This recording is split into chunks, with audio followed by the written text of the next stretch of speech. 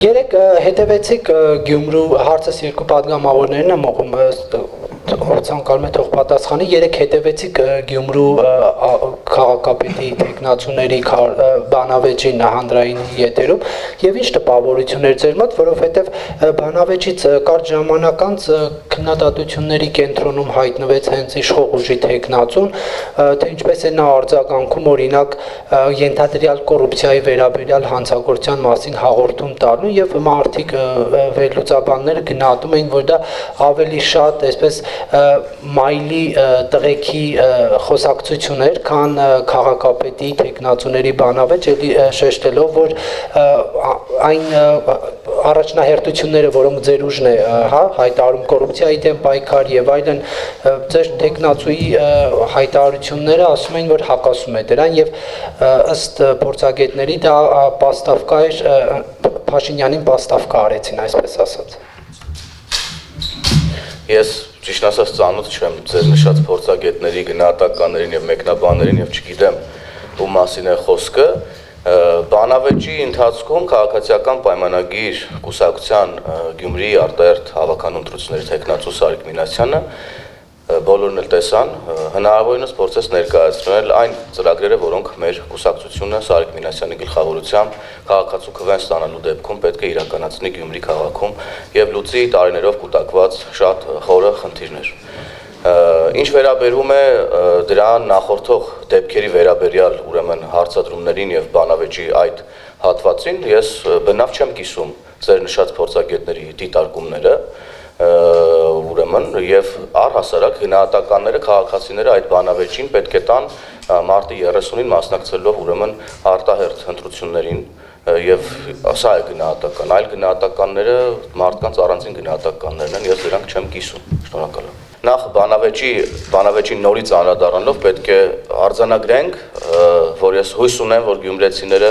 կելնեն այո հենց բանավեճի ընթացքում հնչած տեքստերից մեր կուսակցության ներկայացուցիչ Սարիկ Մինասյանի ծրագրային այն դրույթներից, որոնք ներկայացրել է Գյումրեցու ապագան ավելի լավը դարձնելու համար։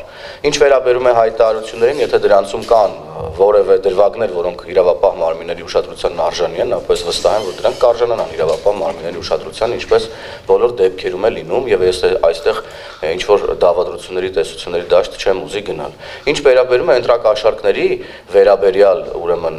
տեղի ունեցող իրադարձություններին, նաև ձեր կողմից նշված անանուն ձայնագրության մասին, ես պետք է վստահ արձանագրեմ, որ հնարավոր չէ Հայաստանի Հանրապետությունում իրականացնել նման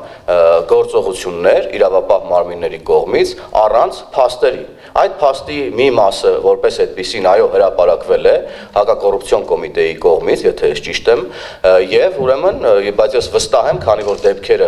դեպքը մեկը չէր, կան նաև այլ փաստեր, որոնք բնականաբար չեն կարող բոլորը հանրայնացվել։ Ինչ վերաբերում է հարցի մյուս հատվածին, որ տեխնացուներից մեկի մերձավոր, հա, բարեկամներն են, մերձավորներն են ներգրավել կամ ձերբակալվել կամ հարազատները, ես ներողություն, բայց իրավական գործընթացներում տարանջատում չկա ըստ հարազատների, բարեկամների, մերձավորների եւ ընկերների եւ հետեւաբար Հայաստանի Հանրապետությունում 2018 թվականից ընտրակաշառքի ինստիտուտը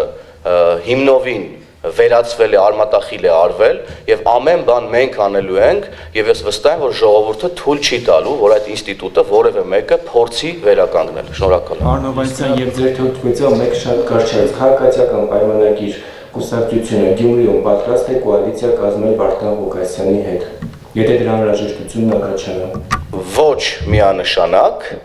մենք ձեր նշած անձնավորության մասին մեր գնահատականները կարծում եմ շատ մանրամասն ձևակերպել ենք, քաղաքացիական պայմանագիր կուսակցությունը պատրաստվում է հաղթել Գյումրու առաջիկա արտահերթ ընտրություններում։ Ես մի լրացում անեմ, քրեական գործերի վերաբերյալ դուք նաև հարգելի պարոն Ֆարադյան, դուք գյումրեցի եք, չէ՞, եւ կարծում եմ, որ նաև շատ տեղին կլիներ, օրինակ ես ձեզանից կուզենայի որպես լրագրող հավելյալ երրորդ կողմի տեղեկություն ստանալ այն փաստի մասին, թե բաժանվել են ընտրակաշառքներ, թե ոչ, ինչքան է բաժանվել, ում կողմից է բաժանվել, որտեղ է բաժանվել, ինչ ծավալի, օրինակ, եթե նման լրագրողական հետաքննություն լիներ, ես որպես պատգամավոր մեծ հետաքրքրությամբ այն կընթերցեի եւ դա կլիներ ինձ համար հավելյալ աղբյուր